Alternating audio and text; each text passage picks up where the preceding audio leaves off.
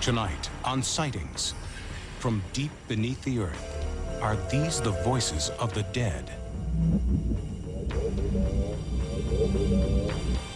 Is this family being haunted by ghostly victims of a murder-suicide? He just stood there like he was watching her tuck me in.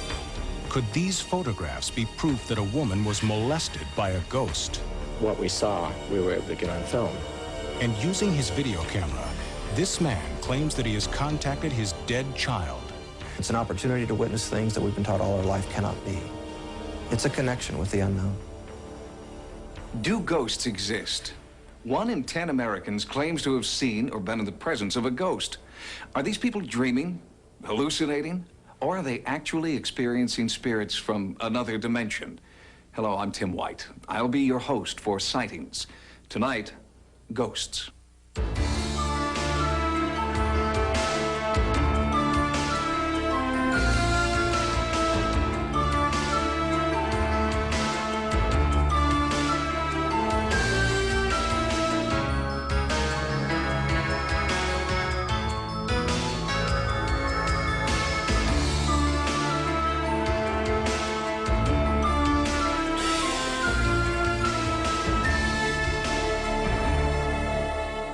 According to a Gallup poll, 1 in 4 Americans believes in ghosts.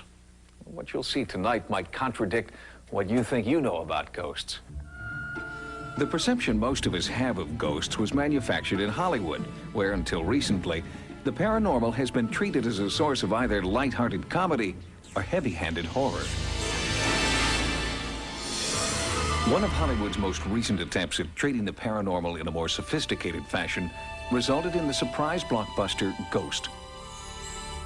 TV and movies are chock full of eerie and eye-opening effects, but you won't see any Hollywood-style ghosts tonight. What you will see is concrete evidence that something is there, and you'll share the real-life experiences of people who have witnessed apparitions, hauntings, and poltergeists. They were ordinary people leading ordinary lives until they were touched by an unexplainable force. And obviously it frightened me. So I just stood there and looked at it and it disappeared into the wall. I saw the silhouette of somebody watching my room. The feeling of fingers moving up and down your arm. She was floating horizontally up and down in front of the window. And I ran in the room to find her bed elevated off the floor about maybe a foot, foot and a half. You could not see through him. It was solid. And I had the feeling that somebody was trying to enter my body or make a contact with me in some way. About a foot from my bed was standing a ghost. Whatever they are, whatever you call them, ghosts, spirits, shades, specters, apparitions, there is not a corner of the world they do not inhabit. From this haunted castle in England to this haunted house in Hawaii, a Bavarian monastery, an Italian apartment, mansions in the south, taverns in the west. From this farmhouse all the way to the White House, we have a fascination with ghosts. But I have to tell you, I am puzzled because every once in a while, our little dog Rex will start down that long hall toward that room, just glaring as if he's seeing something and barking, and he stops in front of Lincoln's door, the bedroom door, and would not go in the room.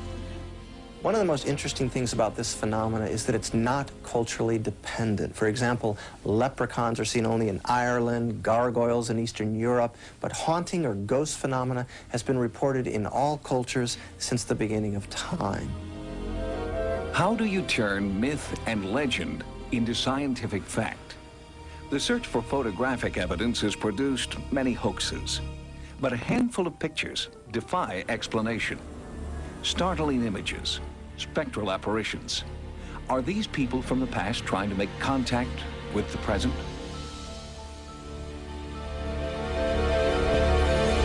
There's a lot of fraud in this. There's a lot of imagination. There's a lot of wishful thinking.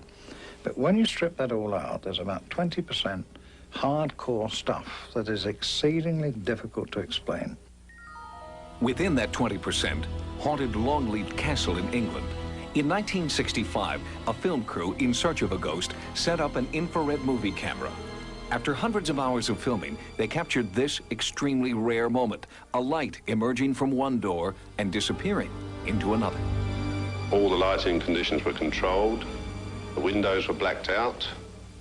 There was no possibility of moonlight or car headlights or anything coming through. When we saw the stuff later, there was this shaft of light, which is, to me, is completely unexplainable. And indeed, this paranormal phenomenon has remained unexplained for 35 years. This New Orleans mansion's haunted history is chronicled in diaries written over 100 years ago. The family that originally lived here buried their dead infant in the wall of the nursery.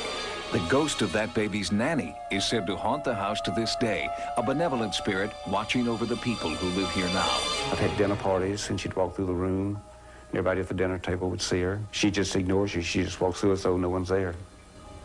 She never looks at you. Nothing, she just walks through. But there's a darker side to the hauntings here. Other ghosts who the residents say are not kind but malevolent. 2 family dogs, a male and a female, have been recent victims.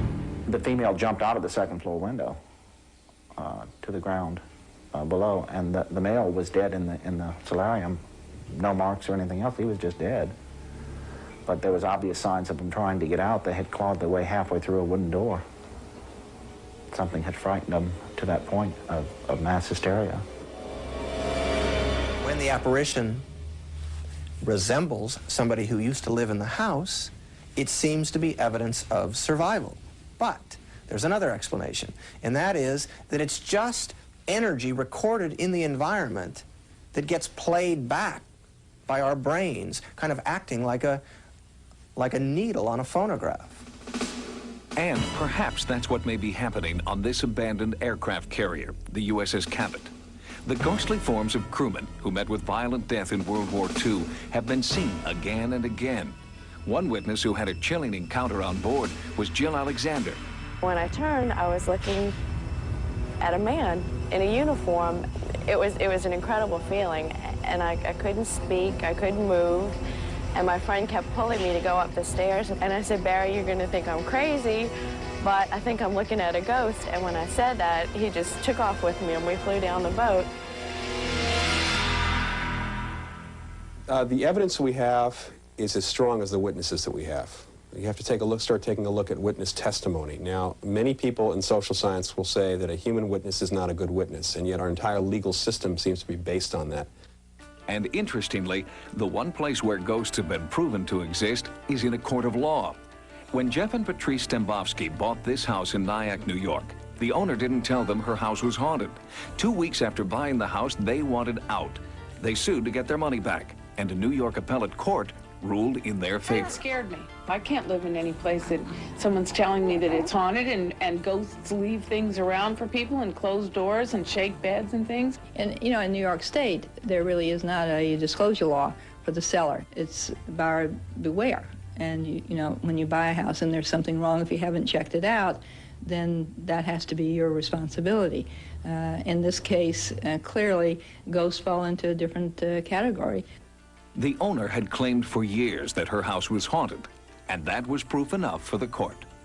Their definition of a haunted house is if the owner says it's haunted, then it's haunted. She can't come back to court to dispute that fact later on. So, to my knowledge, it is America's only legally haunted house.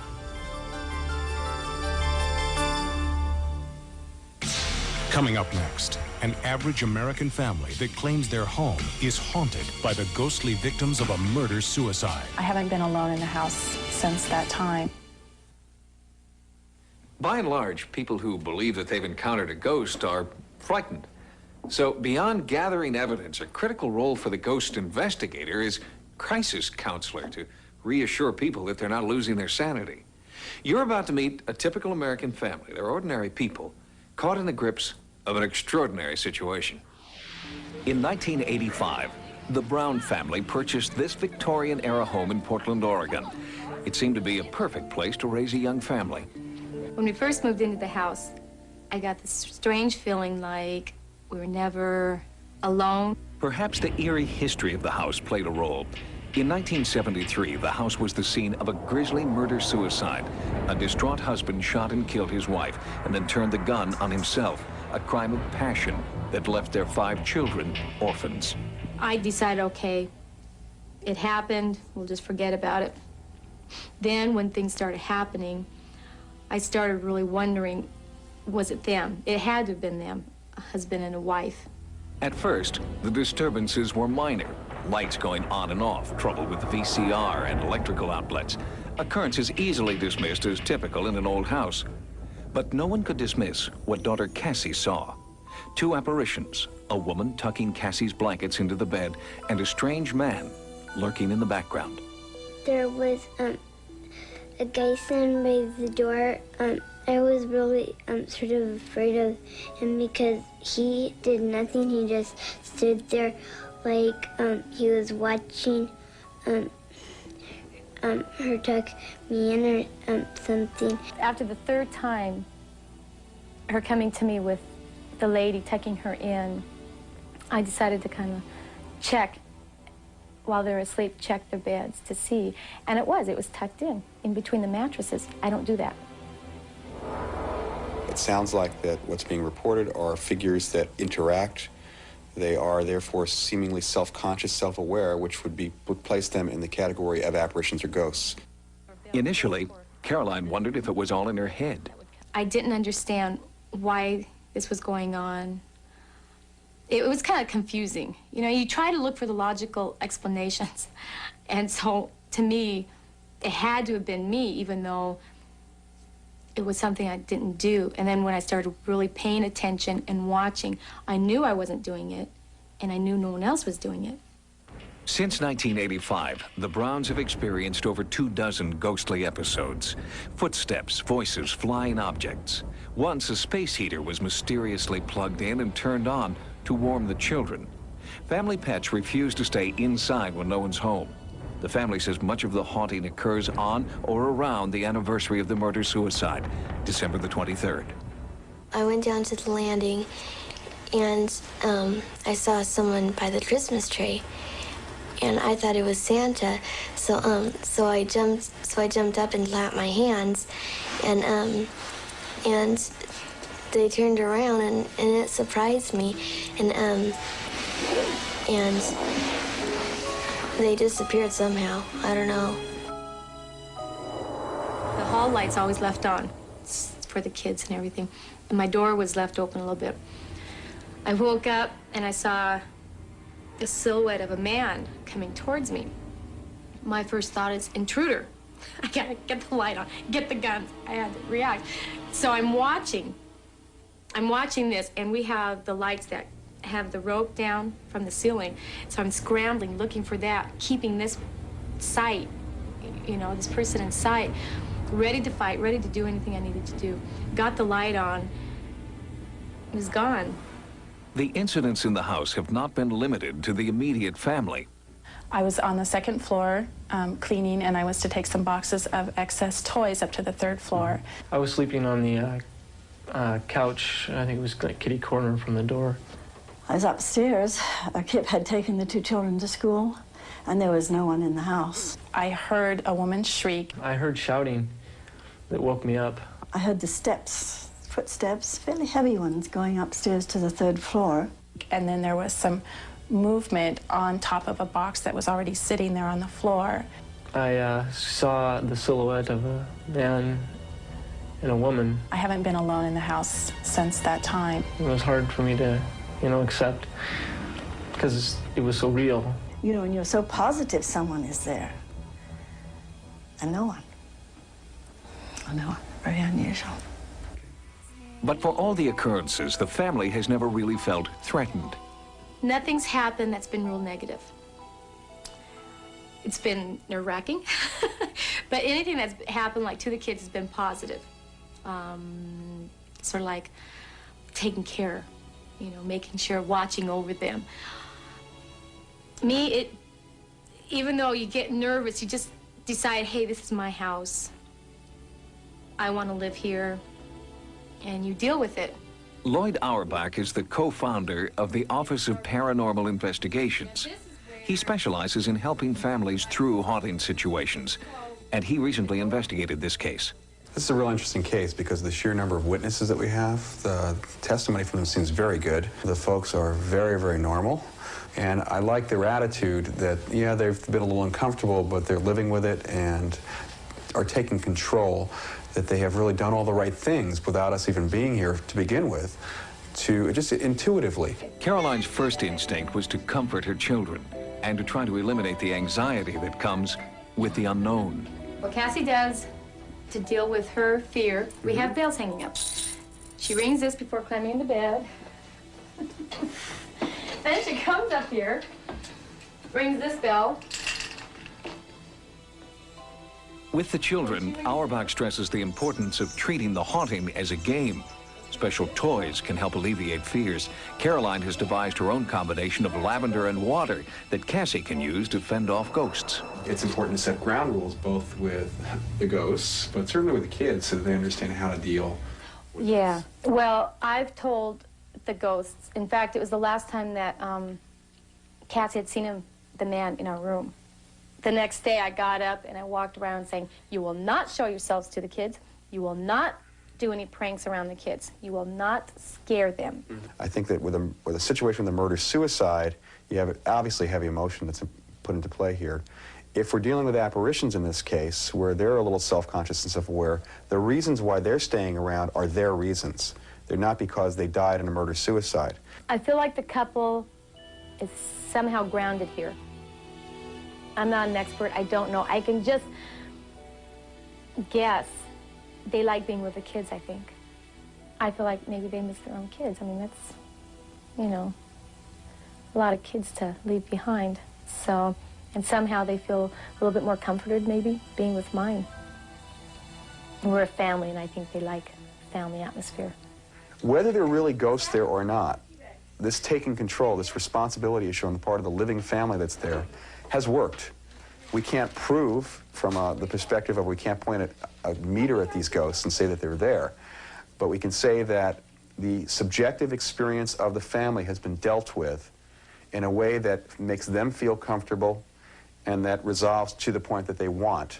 When you're going through it, it'll make a believer out of you. When you have all these unexplainable things and you start seeing figures, you change your mind real quick. Coming up next, researchers who claim they have contacted the dead and captured voices from beyond.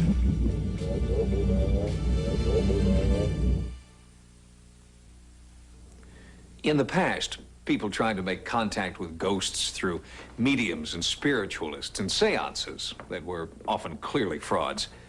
Today, investigators are taking a much more high-tech approach. A worldwide organization of over 300 researchers is now working in the area of EVP, electronic voice phenomena, where voices, supposedly from ghosts, have been imprinted directly on audio recording tape. Please try to speak. Please try to give us a message. Please tell me who is here. Please try to give us your name. The time is 11:50 a.m. Sarah Estep recording.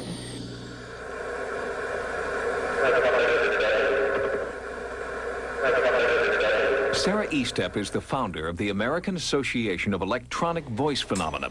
She considers herself a modern medium, attempting to capture the voices of the dead on audio tape. The microphones are yours. Here is with me. I'm recording voices from other dimensions. I started a little over 15 years ago. As a psychical investigator, I was very skeptical about the phenomena, but I decided to try it and see if I could get voices, and I did after 7 days. I started picking up voices on my own, and I have continued ever since. EVP recorders worldwide conform to exacting standards to eliminate the possibility that their machines are simply picking up ambient sound or radio signals, and only new, commercially packaged tape is used. Surprisingly, the ghostly voices are not audible during the actual recording process. They're only discovered later, when the tape is played back. And in some cases, the voices are recorded on the reverse side of the tape. Generally, the words are only heard once. We are repeating them here for clarity.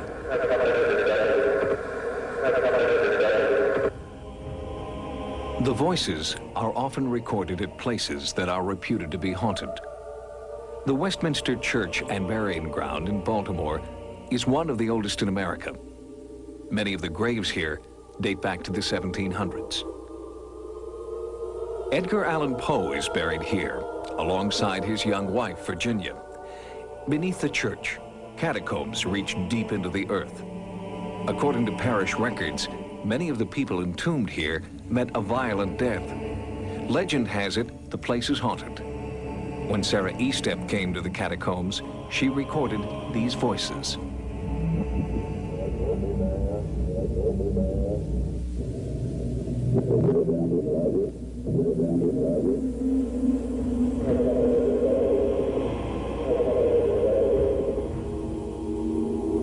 I was here a few years ago, and I picked up the message. We leave the soul right down here. Would like to speak. We'd love to hear from you. Any message for us? Well, there's a skull right down. Well, there's a skull right down.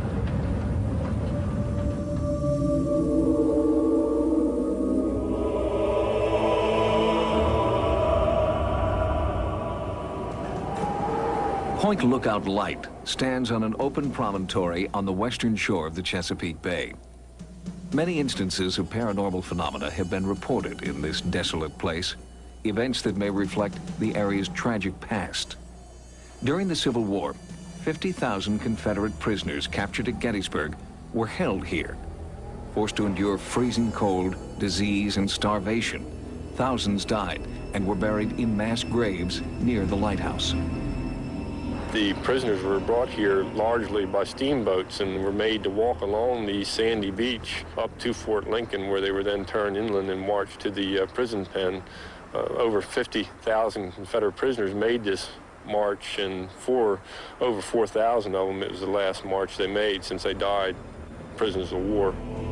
This has to be one of the places that I've investigated that it's just the whole area is just full of activity. It's not just localized to one building or one spot on the grounds. It includes the whole area. I've never come in contact with anything like that before. The phenomena at Point Lookout seem to follow one of the classic patterns of a haunting. Some ghost researchers suggest that highly charged emotions from the past may actually become imprinted on the environment. And in fact, many people have reported seeing apparitions in uniform, recalling Point Lookout's tragic Civil War history.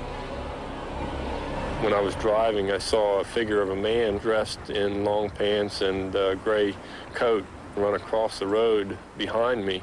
It was actually where many thousands of the Confederate soldiers were actually buried. I immediately returned, and when I got to where I'd seen him cross the road, there was no trail coming out of the woods on one side of the road, nor trail into the woods on the other side, nor was there any sign of the anybody in the area. This has happened different times, always on the same section of road. I've never been able to explain this occurrence. Over the years, many paranormal investigations have been drawn to Point Lookout. Photographer Ron Stallings took this picture inside the lighthouse. Next to Nancy Stallings is what appears to be the faint image of a man in uniform.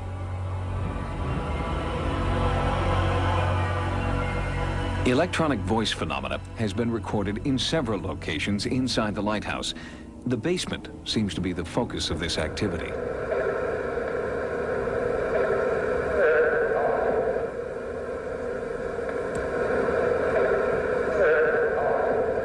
Some scientists believe EVP may be caused by the researchers themselves imprinting on the tape through psychokinesis, or as the result of electronic interference. But there is one aspect of EVP that defies explanation: when the recorder asks a specific question and gets a direct answer. Here in the basement of the lighthouse, I recorded the clear voice of a young boy that said, "I was seeing the war." Were you a soldier here? I will see no more. I will see no more.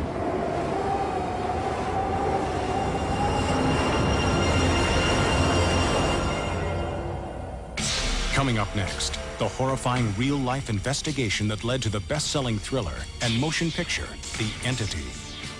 What we saw, we were able to get on film. In the quest for evidence, two researchers from UCLA got more than they bargained for. Carrie Gaynor and Dr. Barry Taff were witness to one of the most celebrated cases in ghost hunting history, the Entity case. It was later popularized in a book and a film called The Entity. But what the real investigators found when they met the victim of the haunting was more bizarre and more compelling than any movie. When I went over to her house, we conducted about a 2-hour interview, and during that time, she told us a lot of interesting experiences, but I knew she was holding something back. And at the end of the interview, she finally admitted to us that she was attacked and raped by the ghost. At that time, we thought she was probably crazy. The events that then transpired over the next 10 weeks were chronicled in the Journal of the Institute of Electrical and Electronic Engineers, including the night the investigators went from being skeptics to true believers. The lady screamed out, "It's in my bedroom." We ran in there. She shouted out, "It's over in the corner." We fired our Polaroid camera in the direction that she said. We didn't see anything, but the picture came out bleached out white completely. She shouted out again, "It's in the corner." Again, we fired our camera, and it was bleached out completely. At that point, I thought the camera was just malfunctioning. I waited till she said it was gone, and I took 2 control pictures. Those pictures are perfectly normal pictures. The only difference, she said it was in the corner in the first ones, and in these, she said it was gone. A few moments later, we felt a cold breeze of air coming through the door, accompanied by a horrible stench, a stench so foul, some people were vomiting. We fired the camera in the direction that that breeze was flowing towards us, and again, the picture was bleached out completely, except at the bottom of the doorway, you can see a little round ball of light. A few minutes later, she screamed out, "It's right in front of my face." We fired the camera, and the face was completely obliterated. But you can see the curtains behind her. You can see her dress. She shouted out again, "It's right in front of my face." Again, the face is completely obliterated. Now, those were her exact words. "It's right in front of my face." Once again, I wanted a control picture. I waited till she said it was gone, and I took the final picture. And this is a perfect, normal picture. It's just dark because we didn't adjust the setting. There's a scratch on it, which we put on it when we tried to clean it a little bit. But otherwise, it's a normal picture. The only difference between these two, in one, she said it was in front of my face. In the other one, she said it was gone. Even with these pictures, Gaynor still had trouble convincing his colleagues at UCLA that he was onto something significant. Initially, they would say, "Well, you're hallucinating." So then I would look at them and say, "Well, we've got 20 witnesses." And they would say, "Well, then it's obviously mass hallucination." Gaynor returned to the house a number of times, bringing more witnesses with him, and the eerie phenomenon became even more pronounced. We started seeing balls of light lighting up the walls, and everybody in the room would see this. And the lights would get bigger and bigger and brighter and brighter. And at some point, I finally started talking to it, and I said, "Well, if you're really here, come off the wall," because what I was concerned was that somebody in the room was faking it, and they were projecting the light onto the wall. Well, when I asked that question, the light lifted off the wall, floated into the middle of our room, started spinning and twisting and expanding in different directions simultaneously. It had full parallax. We could see it from all sides, and I had 9 professional photographers set up in the room that were shooting it from all sides. The lights came in, it was like, it almost come in like in a state of anger. It almost came in, all right, here I am, this is me. And it came in, it kind of did a little thing in the group, and then it was gone. It was the most extraordinary thing we've ever come across. It happened over and over again. We experienced a plethora of phenomena during that investigation. The part that interested me the most was the fact that what we saw, we were able to get on film. The photographers at that session had only limited success capturing the entity on film, with one notable exception. What we see here are reverse arcs of light. One arc goes right here, another arc goes right here. Now, the reason this picture is so important to us is that the arc on the wall, if it were really on the wall, would be bent because those two walls there are perpendicular. It's not bent, which means the ark is floating in space. The significance for that for us as researchers is, of course, that means it's dimensional and very, very difficult to fake. This was not somebody with a flashlight shining it on a wall. That light is in empty space. The negative of this photo was authenticated by Popular Photography and was the only alleged ghost photo ever published in the magazine. Frank DiFelita, the author of Audrey Rose, was also witness to the phenomena. His incredible first-hand experience in the Culver City, California house inspired him to write The Entity, which was later made into a motion picture. All the instruments started clicking away. So I knew everyone was seeing this at the same time that I was. And we were ducking, and everyone was saying, oh my God, look at that, oh my God. And then Doris started screaming. That was the woman who was being belabored by this creature. Started screaming, I don't want to see your lights, show us yourself. Damn you, show us yourself. She started cursing and swearing at it. And there, lo and behold, at that point, it started to appear.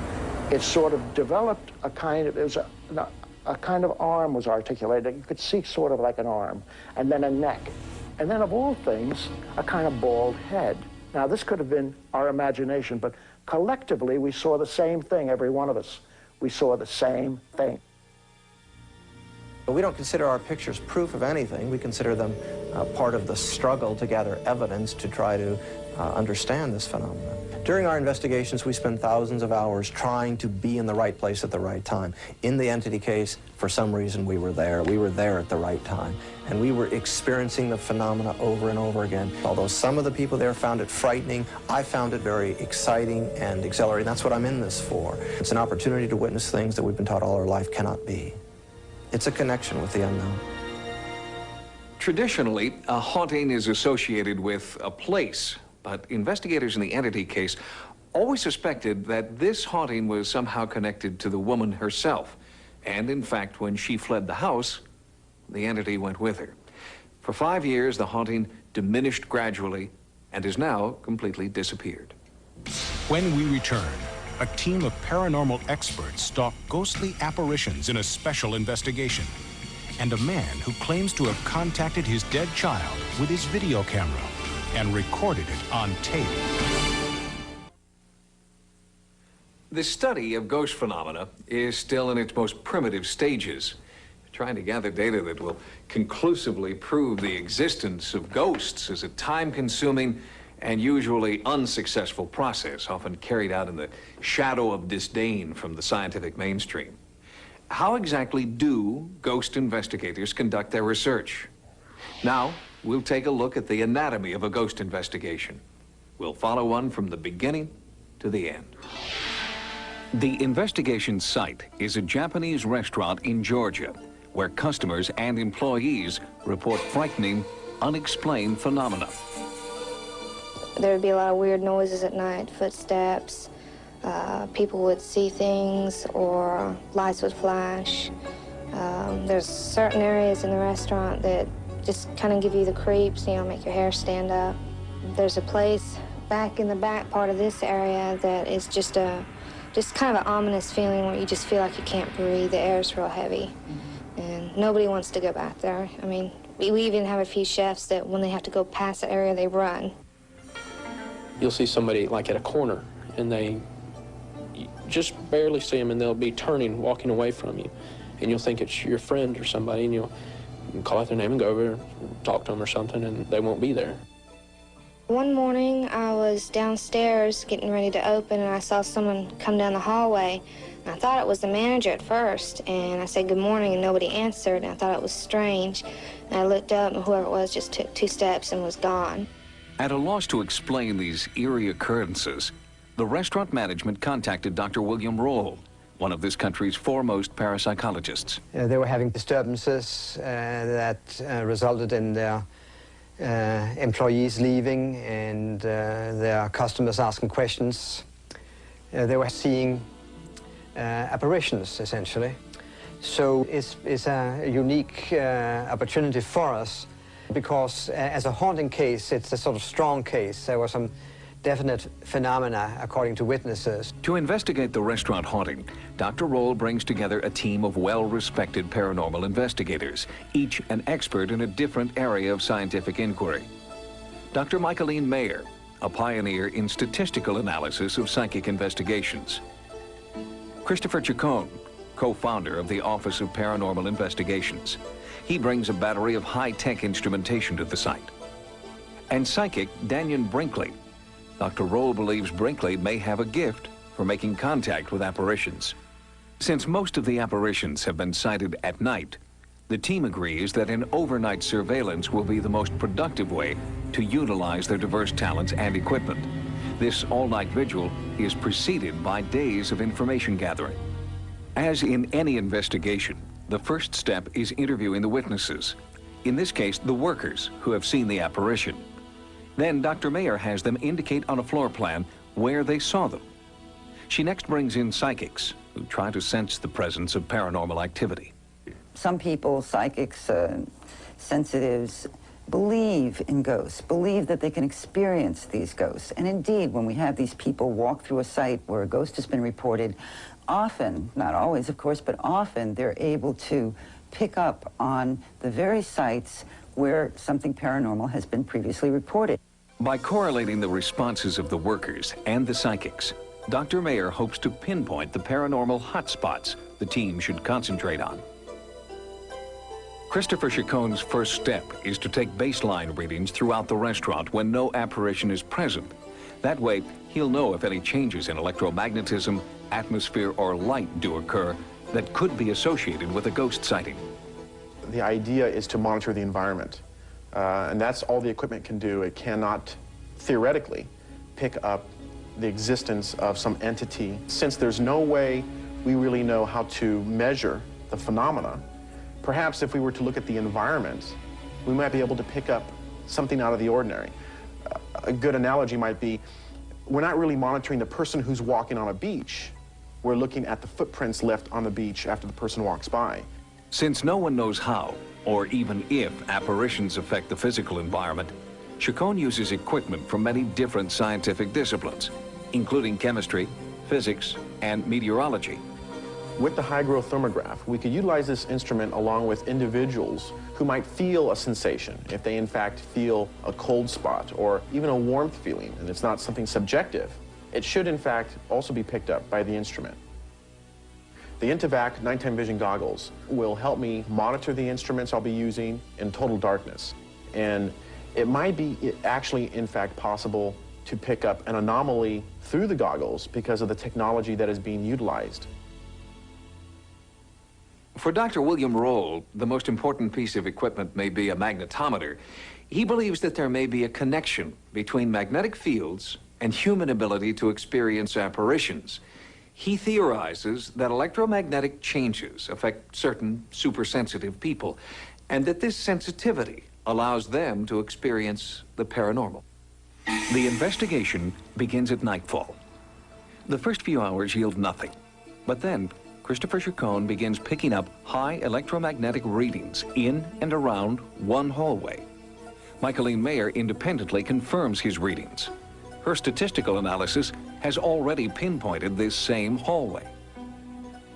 As psychic Daniel Brinkley walks through the restaurant, he too records his strongest psychic impressions in the same hallway Mayer and Chacon have already pinpointed.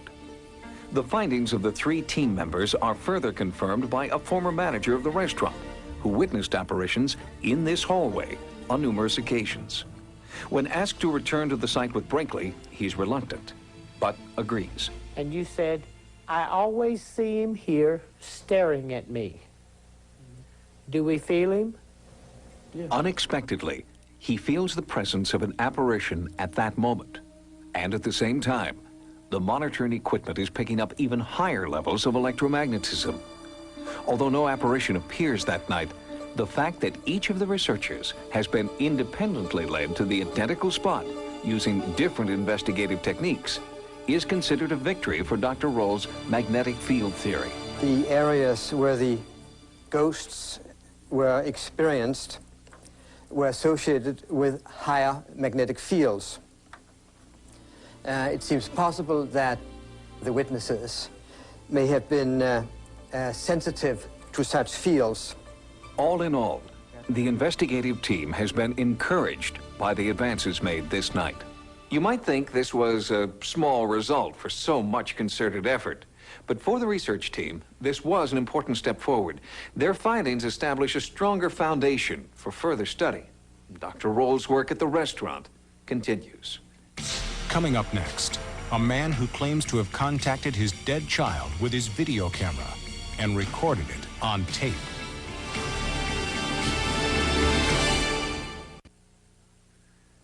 To deny the existence of ghosts is easy. Skeptics say, "I'll believe it when I see it," and walk away. But the people we've met tonight can't just walk away from what they've experienced. Those who have had a paranormal experience remember it for the rest of their lives. But for some, the experience changes their lives forever. Driven by his own experience, Klaus Schreiber has become a leader in the field of paranormal video phenomena, PVP. At his home in Luxembourg, Schreiber points his video camera at the blank screen of a TV, which is on but not set to any channel. He sends the picture of that blank screen from his camera into the TV and begins videotaping. So he is essentially shooting a picture of a picture of a picture into infinity.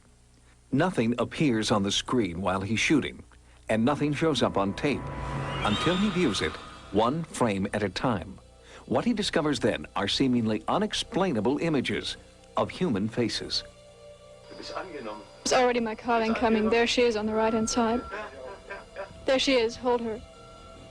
The images are truly startling, but the most shocking one of all is a face that Schreiber is convinced is that of his deceased 17-year-old daughter. He believes she is trying to communicate with him. There are as yet no explanations for the images Schreiber finds on the videotape, but others who have repeated the experiment have gotten similar results. PVP is one of the newest methods employed by those seeking a window into another world, and it's still extremely controversial within the field of paranormal research.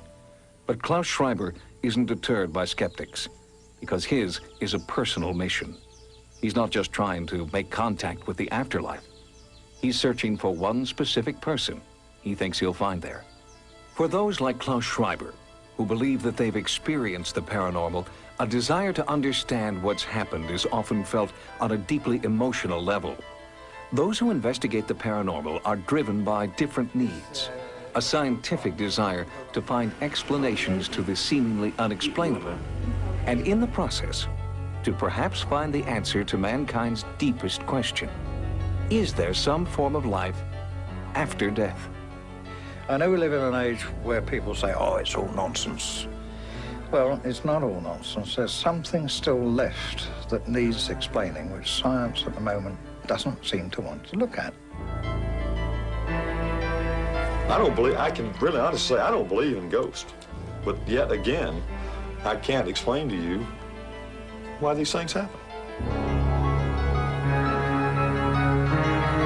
There's something to be explained and to be explored. There's a lot we can learn about human behavior from looking at what these things are.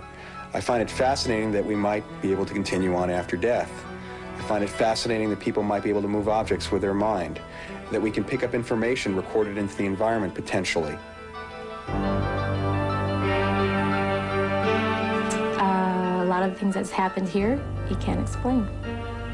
So it's, to me, the next logical conclusion is there's got to be another force, another entity, something. But seeing this event, these two events, make me believe that there's got to be something more to life after death than that we bargained for. I think that it's encouraged me to believe that maybe that this isn't all there is. To ignore it is to retreat into ignorance. To pursue it is to pursue one of the most baffling, enigmatic mysteries that we have ever confronted about the nature of our being. And in so doing, I think we have an opportunity to take a quantum leap in our understanding of ourselves, indeed, in our understanding of reality itself. The people who have been touched by the ghost experience wonder why it's happening to them. And investigators continue to search for answers. Their research and technology point to the fact that something is there. Just what that something is has yet to be determined. For Sightings, I'm Tim White. Good night. Tomorrow night, Fox presents a night of special presentations, beginning with a 1-hour Cops at Mardi Gras. Tonight is like the calm before the storm. Tomorrow we can expect mass hysteria. After that, it's Cop Killers, a special edition of America's Most Wanted. Then, when we roll out the door, we never know what we're going to run into. ride with the firefighters of Rescue 1 on Firehouse, hosted by John Walsh. It all happens tomorrow on Fox.